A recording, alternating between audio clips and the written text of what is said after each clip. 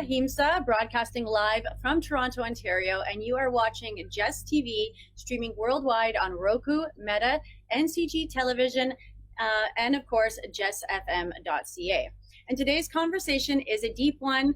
It's rich with frequency, fierce feminine energy, and practical wisdom for anybody ready to rise into their highest timeline. So I'm joined today by none other than the super duper Ashley Cooper, who's a visionary founder of Made for Millions, which is the world's first 100% brand funded education platform for conscious entrepreneurs.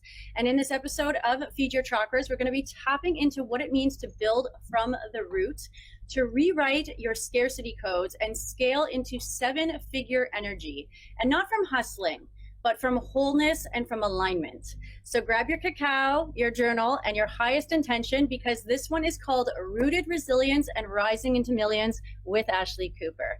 So it's going to be potent, permission giving, and full of next level clarity. Thank you so much for joining us, Ashley. Thank you so much. It's such an honor to be here. I love everything you said. I'm just so excited to get going and just have this conversation. I know it's going to be absolutely incredible. Me too. So for those of you who don't know who Ashley Cooper is, I actually connected with her many years ago. I don't even know. It was a long time ago, like 7 or 8 years ago. We've never met in person, ironically. Yeah. But she lives in Toronto. But I was just so inspired by everything that she was doing and sharing. And I was like, I got to know this girl. And so I added her. And since then, I've been seeing her journey and just everything that she's been building. And I've actually tuned into some of her live workshops, and I was like, wow, this girl's even more amazing than I thought she was. So I'm really honored to have her here today and just share the energy she's bringing and all of the amazing things that she's working on that I really think are going to be so beneficial and important and inspiring for you. So yay. Thank you.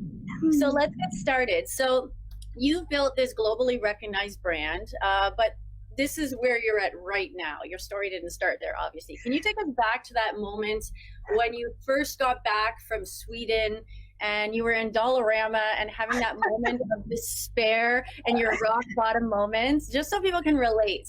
Yeah, I mean, it's funny because I've been an entrepreneur for over 15 years, and anyone who's been an entrepreneur knows that journey and the iterations your journey goes on, and it's funny, especially looking back now on where I came from. But yeah, the story you're referring to is when a big shift happened in my life. And prior to that moment in the dollar store where, I was having this major breakdown and breakthrough at the same time, which often happens, I had been traveling the world doing a global art project for charity with a partner who was my boyfriend at the time. We'd been together for many years, and we'd, created this really successful charity project together, being endorsed by Archbishop Desmond Tutu, and we created a lot of success.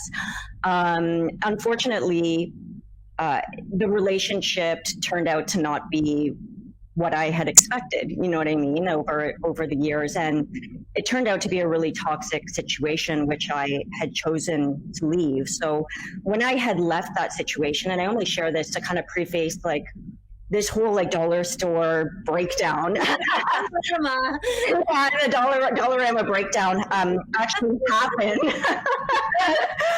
because I had worked for those 5 years. I'd left the country I'd lived in. I'd, built a business and essentially an identity around, this relationship, this charity work, and everything that I'd done. And it was, I had left and I spent the only money I had buying a ticket back home, and could only afford 1 month's rent, which I had paid.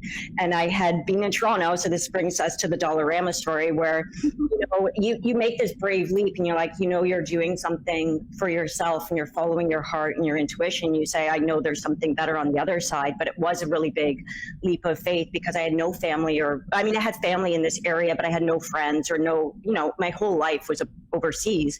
And so anyway, I went to the store with one of my friends, and she still talks about it to this day. And she's like, do you remember when we went to the dollar store and you cried because nothing was $1? and I was like, you have to choose between like buying toilet paper and like dishwashing detergent. You know what I mean? It's like the toilet paper is the obvious choice, but but that was like that moment, and from there, it was such a test of will, of faith, of endurance, of resilience, of grit, of perseverance. And within 60 days, within those 2 months, I had doubled down, and I had built what had become a multiple six-figure business within those 60 days. And within 4 months, I had filled out a retreat in Bali and had, completely transformed and alchemized my situation. But that's what you're referring to, because that was really one of those moments, a make or break moment, I think that's when I think it was when you were doing those retreats in Bali that's when I like saw you for the first time. So right, yeah, and it was interesting because it was just one of those moments where you have to look and really. It's like do or die. Yeah, and mind the strength you had, right? And I had done, global charities, and I had helped people, but I never thought that I would be hurtled into this new realm so quickly. I thought it would have, unfolded more gracefully, but but yeah, that's how it happened. So what gave you the strength to rise from that place of Dollarama devastation? Was it like a turning point or like a practice that helped you? Or was it just like you coming back into yourself and remembering who the F you were? I think it was all of that. And I don't know if it's ever one specific moment. I think that, you hear eat, pray, love stories, and they're like, oh, well, I had this breakthrough moment on the bathroom floor. I mean, I think that we have series of those, right? And at the end of the day, it was my connection to my purpose. I had always wanted to help people in very, certain ways. And I had a vision of what my life was meant to be. And that was just, I was at a place where I had to cling onto faith more than fear, right? And in those moments, it's like if all you need is 1 degree more faith than fear. And I think one of my most defining moments was, and I can still remember this very viscerally, was being in my bed, bawling my eyes out, just like feeling like I couldn't even get a breath of air. Like if anyone, I'm processing a toxic relationship, I've left, he's already with someone else within a month. Like, you know what I mean? Like you're just trying to process, like, everything is so much different than I thought it was. You're kind of questioning your identity, but simultaneously you're having this massive breakthrough where you're like, and yet so much is possible now. And I just remember being like, you know what, Ashley, like your only job right now is like every time you're feeling scared, every time you're feeling overwhelmed, every time you're feeling hurt, go on what I now call gratitude walks. And I would just be like, just find something to be grateful for, even if it's like having feet to walk, even having like, and I would go on these gratitude walks and visualize myself like hugging women at the end of the thing, and really kind of doing all of this like visualization and gratitude work that could anchor me into the future that hadn't yet come to pass. Yeah, so I love that. It's like your pain to purpose. And so for leaving the toxic relationship, especially one that you like had built this life around in another country, that takes a lot of courage. So what was the biggest energetic or emotional cord that you had to cut in order to set yourself free and come into this knowing? Yeah, I think it all comes down to what I said it before too. It's not just one specific thing. I think it's like a massive untethering. It's pulling at so many. You mentioned one cord. I think that there was so many cords that were tied to different identities, right? And it was like it's like this unraveling. It was. And when you're talking about being rooted and at your core, I mean, I think that was my only mission. It's like situations like this, they really can show you who you are as a person. And when everything that, and I had even said to my friend at the time, I was like, it's so weird because if you had asked me like a year ago, everything that I would have said at the end of an I am statement doesn't exist anymore. Like I am a girlfriend, I am a partner of this foundation, I am da-da-da. And it was just like every identity that I had built myself on, you kind of just have to go through and start not just rebuilding yourself, but like uncovering who you really were in the first place. And that took cutting so many different cords, Yeah, that's totally root chakra too, just because it's like that sense of belonging, and everything that you had identified as who you thought you were wasn't even you. Yeah. All of that to really like step into your power. So it's amazing. Yeah. And I think that, everything's always hindsight is 2020, right? But when you're going through stuff like that, you're always like, I know that this is happening for me. I just don't know how, And I think that my main question, if you were to come back to like the really core of everything that helped me, it's like, who do I want to be in this process? Who in like 10 years on this interview with Angela do I want to say I was through this process, right? It's like, who do I want to be and who do I want to become in this process? And that was really what kept anchoring me, because and really feeling proud of myself in every moment, even in the ones that seemed like, maybe not the most glamorous moments. But I've always said, the moments I'm most proud of are the moments people have never seen. When you're crying in the middle of the night and no one sees you. That's the shadow work. That's when all the transformation actually happens. And most people actually avoid that.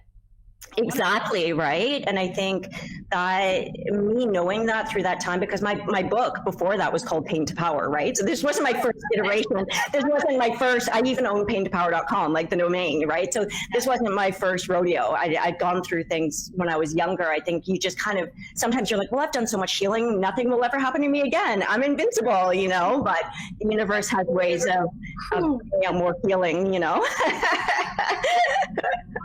So I know that you also work a lot with spiritual entrepreneurs, right? Yes, absolutely. Almost exclusively, yeah.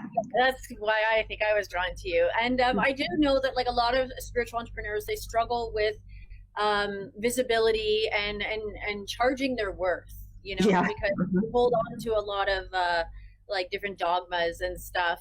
How do you help people move from shame or from this sense of lack or disconnection or imposter syndrome into success, especially when coming from survival mode? Yeah, absolutely. And I think this is something that's why I'm so passionate about helping, sensitive and highly sensitive entrepreneurs, because we do things completely differently, right? And intuitively. What's this? Intuitively, like sometimes you don't even know why you do things. 100%, right? And we operate completely differently. And I've always said, it's interesting because we're the kind of people who have been outside of the box thinkers our entire life. We kind of have felt like outsiders. We have felt like, you're told you're too sensitive, you're too emotional, or you're too artistic, or you're too creative, or you're too this. You put it like, you're too everything. And which leads to the visibility stuff, which I'll get to in a second. But it's this concept and this idea as well that the entire entrepreneurial world has really been set up by this like hustle culture, one size fits all, this completely, like if you want to be successful, you need to do X, Y, and Z, but that's not how we're built, right? So then you build a business. Actually, that is like detrimental. Exactly. And so it goes against like the fundamental core of who we are. And it's like, how come we don't squeeze ourselves into a box in any other area of our life? But when it comes to our business, that's what we try to do. But we also haven't been taught anything differently. And so when it comes to, whether it be visibility or any other issue, I don't even do that in a one size fits all thing, but I look at things in terms of like, why do we experience that, even just like as an archetype, right? Like I have something like a quiz, like an entrepreneurial archetype quiz, and 100% of the people, I don't even know if you've done that quiz, Angela, but 100% of the people I work with. Workshop. You did it? Yeah. No, I think in the workshop, I think it was like part of our assignment or something. Yeah, and so entrepreneurial archetype is what I would call like an impact igniter archetype, which our mission, we're so fully driven by purpose, and we're so fully driven to help others because we are that sensitive. That's like our MO, that sometimes we cross the wires and we think, oh, well, if I'm this sensitive and I care about people, it's really bad to take money from them, right? And then you feel sleazy and you feel, so there's so many things that we need to look at as like highly sensitive entrepreneurs and individuals, and kind of reframe the way we look at things, and really unwire and deprogram ourselves from this hustle culture, from the kind of like, I'm not painting, for example, Gary Vee as being wrong, but it's like that's a completely different way of building a business than someone who is radically heart driven. Totally. That's something that I really struggled with before too, because I worked in advertising, and I kind of had this, I was always very conscious. Actually, I went to OCAD and we did a lot on conscious consumerism, but then like I went out and I was doing my career, my dream career, and I was so out of alignment.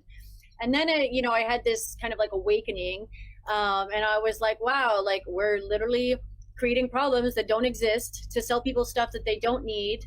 You know what I mean? That's destroying the planet. I was like so out of misalignment. And so then it actually created like a block for me around selling. And so like I had this whole thing that I had to like work through, because I thought like selling was bad, and it's not. I had to like reframe it, as you say. So I feel like that's something that a lot of spiritual entrepreneurs deal with as well. Yeah, and I think it's normalizing it as well, right? So it's like being able to come to a point where you're surrounded with enough people, or even doing, for example, like the quiz that I have, or being like, oh my God, like so many people message me and be like, that's me to a T. And I'm like, yeah, no kidding, right? But because a lot of us, we don't have enough representation in this world. And a lot of them, the spiritual stuff is almost too spiritualized. It's not grounded in strategy. It's not, right? So there is this need to be able to merge the two. And I think more people need to be able to talk about that, and to be able to help people, because so many people get caught in this trap of trying to follow someone else's model or formula, and then it doesn't work, and they gaslight themselves. So like, there's something wrong with me because it worked for these people. It's like, yeah, but you're not like these people. You're totally unique. You're completely different. So what worked for them, don't be surprised when it doesn't work for you. There's a way to find your own formula and your way to work with your own magic. And one of the things that I think, as spiritual entrepreneurs, we have an advantage is because we're so in tune, right? We're so connected. And so if we can connect to that, I talk about the trilogy, which is mindset, metaphysics, and marketing, right? So we can actually use the metaphysical to be able to, what's that? I love alliteration. Me too. Everything I do is alliteration. Yeah. So I think it's, it's about learning how to use your gifts and work with them, right? Everything is a double-edged, like a two-sided coin, right? But if you can use your gifts, and you can use your caring, and you can use your empathy, and you can use that mission-driven center that we all have, it becomes this drive and this fuel to help you. When I was going through that situation where, my dollar, what did you call it? The Dollarama? Dollarama devastation. Devastation, right? So when I was in my Dollarama devastation, it wasn't just the love of myself that pulled me through. It was also the love of all of the people that I wanted to help and knew I could help, that actually carried me forward in that moment as well, right? So. Cool. Okay, so how do you navigate fear or doubt or scarcity when it shows up for you? Like, not just as an entrepreneur, but also as a woman walking a spiritual path. Yeah, so for me, awareness is everything. I mean, I have a six-step process for alchemy, which is what I actually initially launched with years ago. So that's what I used to work with, people helping them alchemize their pain into power. And for me, the first step is always awareness. And then the second step is acceptance, right? So it's like a lot of people get trapped in the awareness part where they become so aware of it, they get in a fear loop, and they either do, they either avoid it or they almost feed more into that fear loop where they're consistently, running that same program in their head. And so for me, a lot of it is just about like being real with where I'm at, not bypassing it in any way, being able to truly feel it, being able to be completely present with it, being radically honest with myself, and coming to a level of acceptance of like, okay, this is where I'm at with it right now, but where can I go moving forward, right? Like, what can I do now without continuing to feed the monster? So I think awareness is always key, and knowing that whatever you're facing, it's going to define you, right? But always making it define you in a way that makes you a better person. Like I said to you, it's like in those moments I was like, who do I want to be in 10 years? Yeah, this is who I am now, but what do I want to be speaking on a stage in 10 years saying about who I was in this process? Who am I actually becoming? If this is happening for me, if this is something that's happening for me, which I believe all things are, then what is this leading to, and how can I become a better person in this process?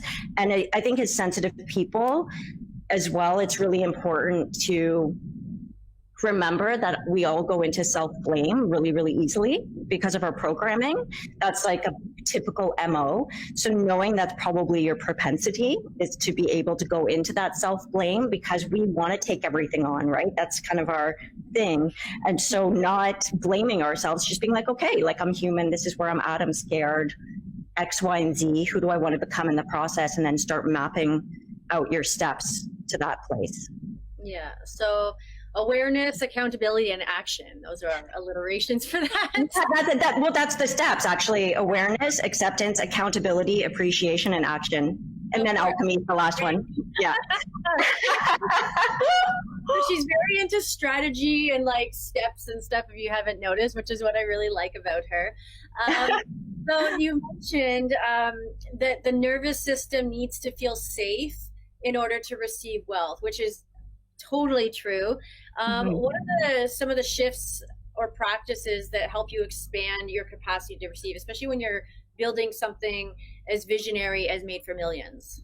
Yeah, so for me, it looks different in so many different iterations. So for me, I like to, because every situation is going to be different, right? So sometimes I'll use like writing things out and seeing it kind of like practically, like what am I feeling right now? And then you kind of do the opposite belief. But what I find works really, really well for me, honestly, is going either for what I call a gratitude walk, or just sitting in the presence and kind of noticing where the blockage is and what my current belief is, but then being able to expand myself beyond that.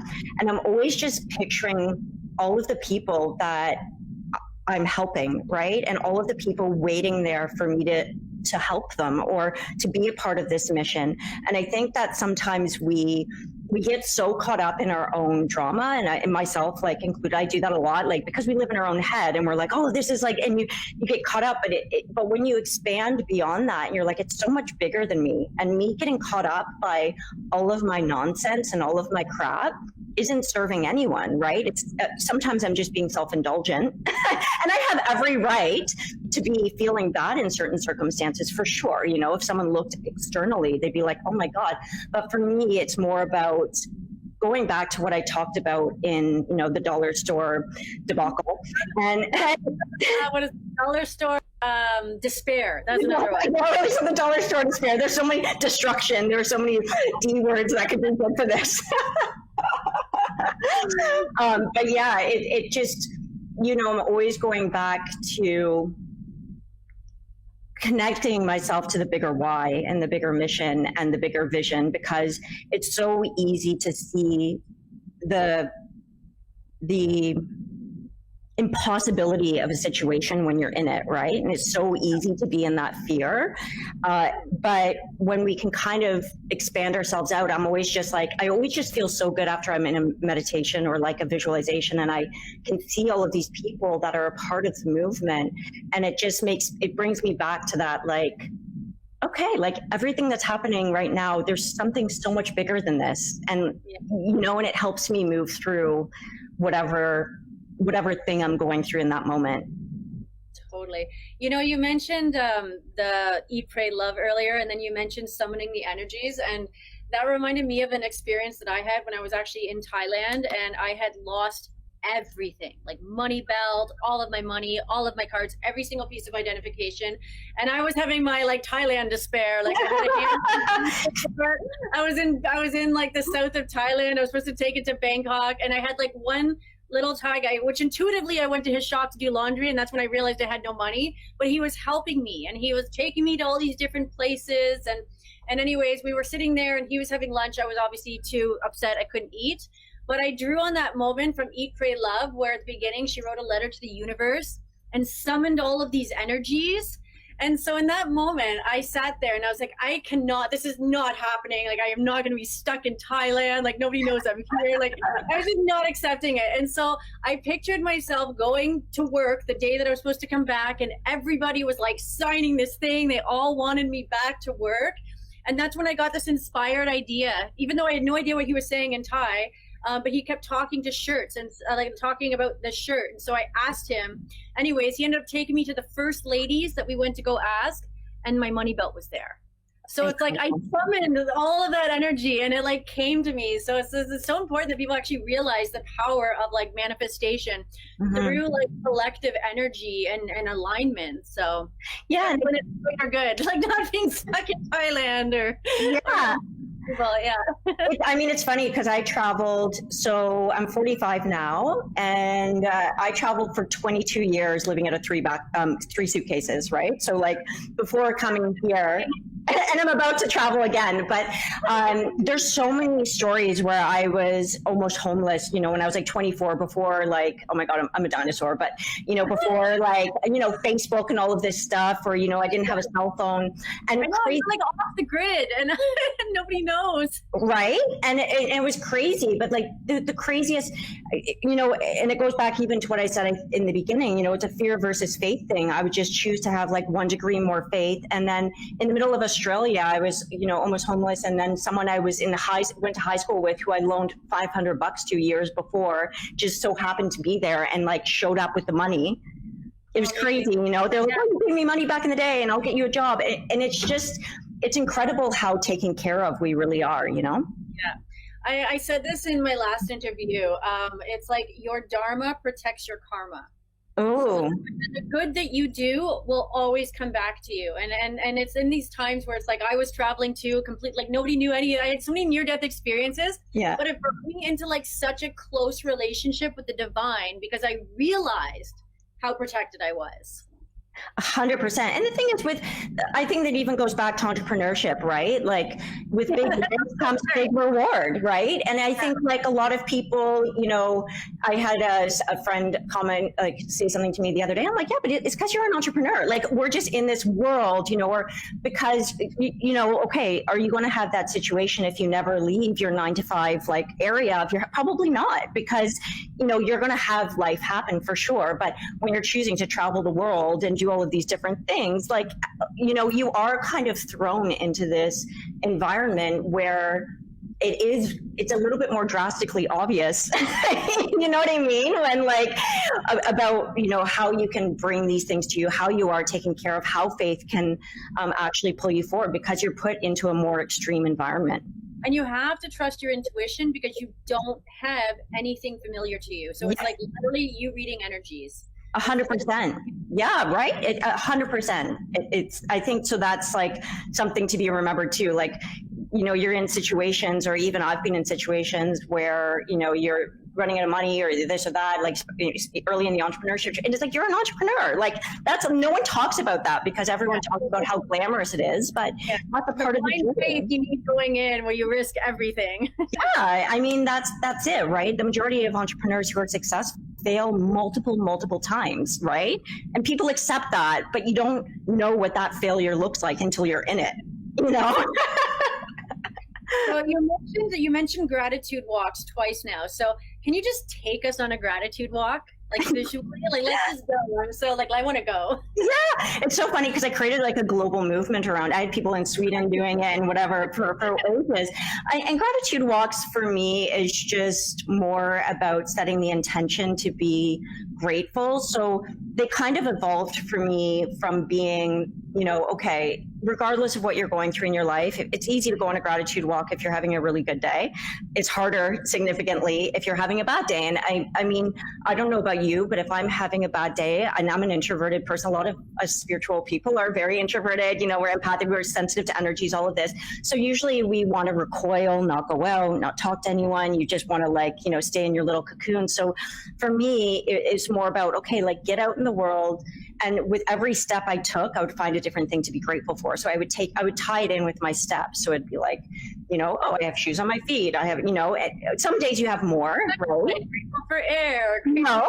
Right. Yeah. Or someone would smile to me and be like, I'm grateful for that. So it just like opens you up. And by the end of the gratitude walks, what I would always inevitably end up happening would be, I would be in the middle of this like walking visualization of, you know, even with my retreat, the first retreat I filled out, I was like, you know, and I'd never run a retreat before. I'd never even been to Bali before.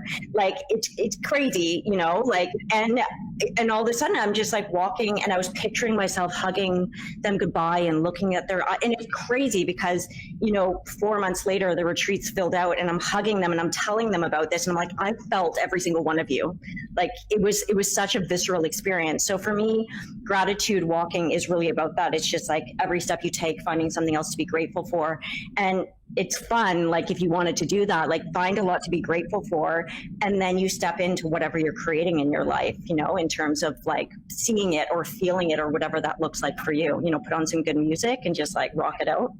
Yeah, people don't realize how much it's the energy and the emotions that make the manifestation the reality. Yeah, and I think, like, just even from a practical sense, like, how are we supposed to create anything? Like, going back to how do you make even a business work? I mean, entrepreneurship, like 80% of it is hard work, you know, like, if not more, like 90%. And it's like, how are you sacrifice, right? And so if you're not in a good vibration, how are you going to show up every day and do the work you need to do? And I'm not talking about a good bypassing vibration.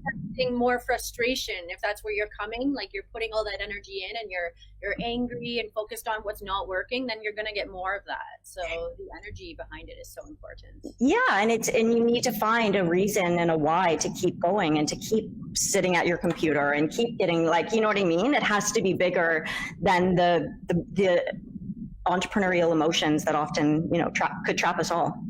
Yeah. So you've mentioned that healing without systems leads to relapse. So what systems did you put in place that supported not just survival, but sustainable thriving?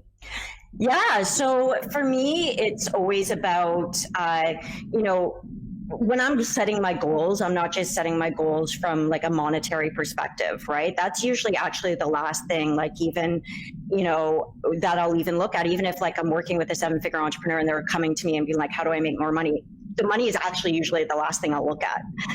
You know what I mean? It's like, what are the goals? So for me, I'm always setting, like, for Made for Millions, for example, I have specific goals that I want to achieve. And then for me, it's who do I need to be in order to make those goals a reality, right? So what kind of, how do I need to be showing up? Who do I need to be being? What energy do I need to be in? What do I need to be like physically, mentally, emotionally, right? Because you can't carry $1 million movement when you're not taking care of yourself mentally, emotionally, and spiritually. So I usually have, you know, goals set out in every area in terms of, you know, how do I want to feel? How do I need to be showing up every day? Because that's when the rubber hits the road, when something goes against, you know, for me, for example, you and I were just talking, I got taken down just the last week and a half feeling really, really sick, right? And so was that a part of my plan? No, but I know who I need to be during that time in order to not lose the momentum, not lose the internal momentum.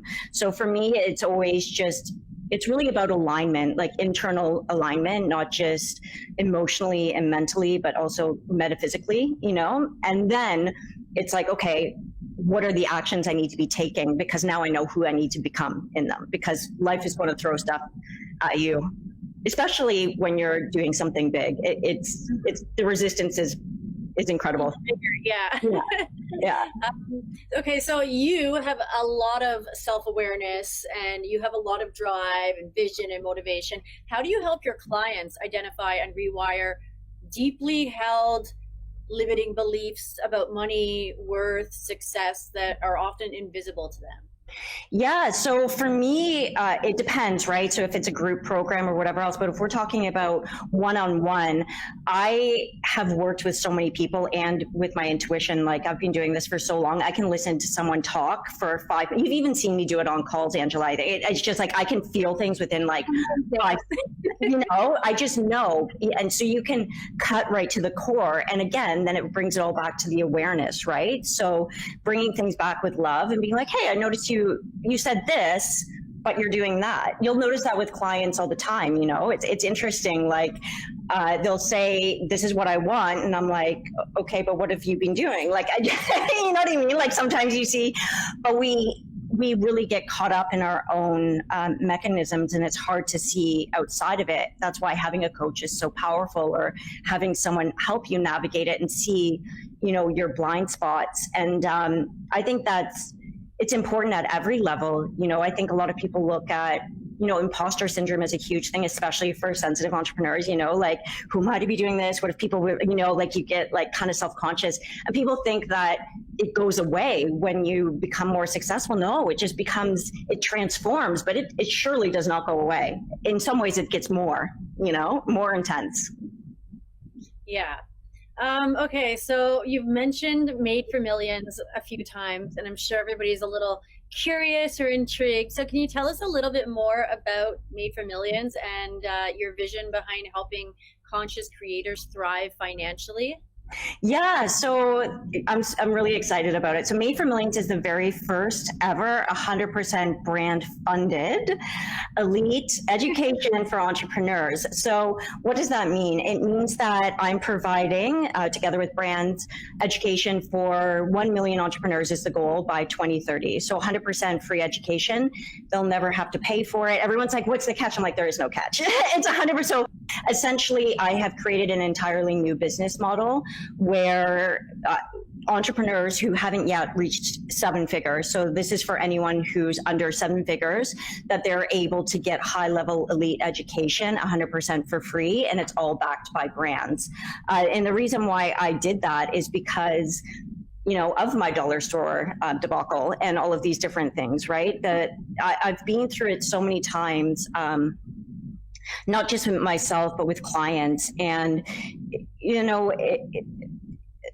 a lot of entrepreneurs can't get to that next level of success because no one talks about how freaking expensive it is to be able to build, a 7-figure business. And then to be a part of masterminds that can get you there can be upwards of $10,000 a month. But even if you're at $300,000 a year, $10,000 a month is a lot of money, because you have to, as your business grows, right? Like everyone's like, oh, I hit the 6 figures is like, the coveted thing, and it's amazing and it's something to be celebrated. But the expenses, emotionally, mentally, physically, and the toll that can take on the entrepreneur is insane. And I believe in making the world a better place. I believe in the capacity for those of us who have a heart to help others. How much better would the world be if more entrepreneurs and more heart-centered entrepreneurs could thrive and have 7-figure businesses, right? And so that's really the crux of it. I've been helping people for the last 2 years, and the last year specifically, because a lot of the people I wanted to help didn't have the budget. So I had been selling my programs that should have been $2,000. And this isn't like stacked value. This is like, should have been charging $2,000 a month, and I started charging $99, and I was holding like high-level masterminds at that rate. And I just started realizing it wasn't sustainable. Obviously, it's not a sustainable business model for me, because I believe that, heart-centered entrepreneurs need to get paid, and paid well, for what they do.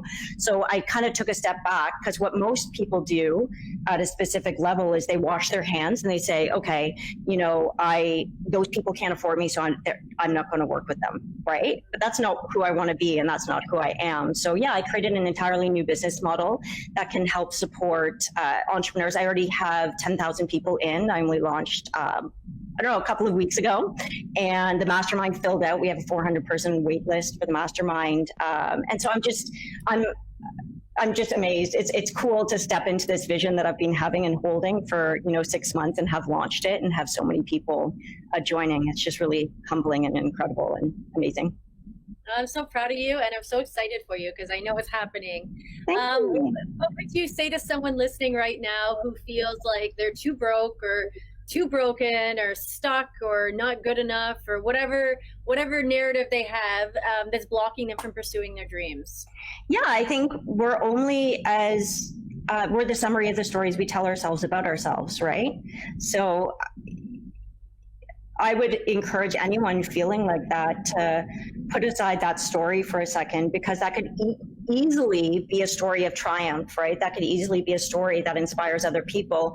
I mean, for me, even when I was having my dollar store breakdown, I was like, this is going to be such a good story to tell one day when I'm on the other side of that. That's always the story I'm telling myself, right? Like, even like with Made for Millions, I'm like, what a cool story this is going to be one day when I burnt my entire business to the ground and I like built something completely new, you know? And so for me, I'm always living in a story and the story of the end result I want, not like our circumstances are always going to want to tell us a certain story, right? Your circumstances are always, but it's the meaning you assign to them that actually makes the difference. It's the meaning you assign to anything that will make the difference between the fear or the faith on moving forward, right? And to be able to like actually make a difference. And so, yeah, if you're feeling broke, if you're feeling broken, if you're feeling down, the most inspiring stories start from someone having felt that way and found their way out. Yeah. So for you personally, what beliefs or codes did you have to rewire and reprogram around money, success, or even just visibility in order to embody this empowered version of Ashley? Well, you know, I always want to be clear that I'm constantly working through things, right? I think like the biggest disservice to anyone is for anyone to pretend that they've already moved through something. I'm just constantly moving through different iterations of it. But I've had the gamut, every single thing you can imagine. I mean, like I suffered with, you know, depression my whole life, even like suicidal ideology. I was really bullied when I was a kid. I had people come to my school with knives trying to kill me. I had like, you know, a lot of visibility stuff around that, because for me, it wasn't even just, dangerous to be seen. It felt dangerous. Yeah, it felt life-threatening.